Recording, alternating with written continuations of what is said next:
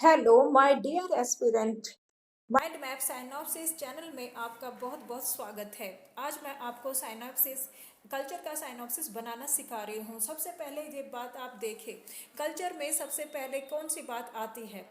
सबसे पहले होता है कि इंसान का सामाजिक पृष्ठभूमि, आर्थिक पृष्ठभूमि, जिसमें नौकरी, जमीन जायदाद, व्यवसाय, ये सारी चीज़ें आ जाती हैं आर्थिक पृष्ठभूमि के अंदर। और फिर अब आप ये देखिए, राजनीतिक पृष्ठभूमि में राजनीति की उस इंसान की समाज में क्या प्रतिष्ठा है, क्या सम्मान है, उसकी वो सामाजिक रूप से कितनी पोजीशन रखता है। और सांस्कृतिक पृष्ठभूमि में संगीत, नृत्य, चित्रकला, मूर्तिकला, स्थापत्य कला, ये सारी चीज़ें आती है। और भाषा, धार्मिक, धर्म, नियम और कानून। धर्म क्या है? डेली रूल एंड रेगुलेशन है, जो हम सभी अपनी डेली लाइफ में फॉलो करते हैं, जिस चीज़ में हम कंफर्ट रहते हैं। जैसे कि जिसका जिस धर्म में, जिस परिवार में जिस बच्चे का जन्म हुआ, वो जो पारिवारिक से जो विरासत में वो जो चीज़ें सीखता है, वो चीज़ें उसके रहन सहन में आ जाती है, उसके धार्मिक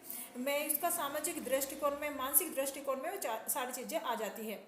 और पारिवारिक पृष्ठभूमि में परिवार, एकल परिवार, संयुक्त परिवार, परवरिश कैसे करते हैं बच्चों की, आदर सम्मान, बड़ों का मान सम्मान, प्यार, मानवीय मूल्य, नैतिकता, समानता, मानवता। और इसमें बारे में साधनों की उपलब्धता, जाति, मेरी पहचान, अस्तित्व, ईमानदारी, वफादारी, मजहब, सामाजिक पृष्ठभूमि।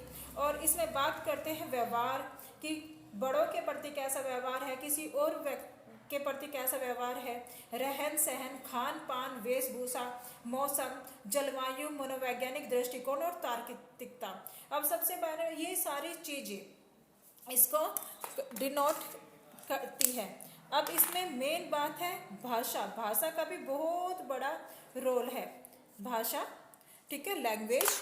अब आप देखिए, जैसे कि ये सारा चीज हो गया, ये होता है कल्चर। कल्चर किस तरीके से डिनोट करता है, जैसे कि हमारा भारत देश, उसकी जलवायु पोजीशन क्या है, मतलब उसकी जो पृथ्वी पर जो स्थिति है वो कहाँ पर पड़ता है और कौन सी रेखा से गुजरती है, वे उष्ण कटिबंधीय क्षेत्र में पड़ता है कि। अब आप देखिए, ये रहा हमारा भारत, ठीक है, ये रहा। तो अब आप देखें तो जैसे भारत में पश्चिम बंगाल हो गया, वहाँ पर क्या चीज़ की उपलब्धता है, साधनों की उपलब्धता। तो वहाँ चावल अच्छा होता है, मछली है, तो क्या होता है कि वहाँ के खान पान में चावल और मछली मेन हो गया। अब आप देखिए कि जैसे कि मुंबई का खान पान मुंबई का अलग होगा, क्योंकि जो जहाँ पर जैसी पृष्ठभूमि में है, जैसी जगह पर है, उस चीज का प्रभाव उनके रहन सहन पर, उनके पारिवारिक पृष्ठभूमि, उनके खान पान पर, वेशभूषा पर पड़ता है।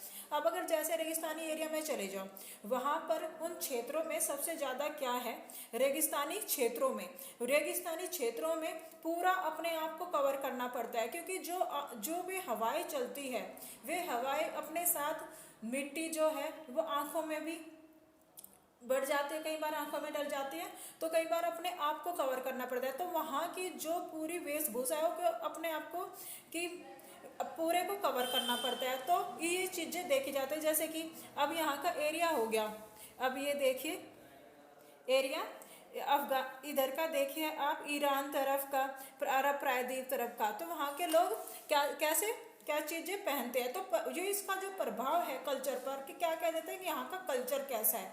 भाषा तो बदलती है, पूरे विश्व में भाषाएं बदलती है। भाषाएं तो एक साइड से चले जाओ तो दूसरे क्षेत्र में जाती भाषा बदल जाती है, तो वहाँ की जो टोन है जिस तरीके से है, तो इस चीज़ का जो पूरा ओवरऑल जो प्रभाव है कल्चर का, वो सारा कुछ पड़ता है। तो ये होता है कल्चर। कल्चर किस तरह, अगर आपसे पूछे कल्चर क्या है, सभ्यता और संस्कृति क्या है, कि देखिए इन सब चीज़ों में ये सारी चीज़ें करती है। इन सबका जो जलवायु का प्रभाव भी इसमें रहता है, मौसम का प्रभाव भी रहता है, मनोवैज्ञानिक दृष्टिकोण और परवरिश का, परिवार का, आदर्श, मतलब हर चीज ओवरऑल जितने भी ये चीजें यहाँ पर मैंने मेंशन की है, उन सब चीजों का प्रभाव कल्चर में रहता है। ये क्लास हुई आज कल्चर की।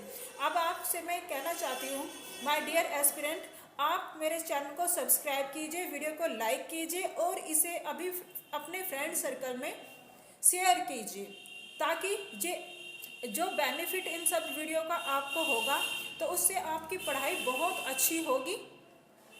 और इससे पढ़ाई में और ज़्यादा आपकी मजबूती आएगी।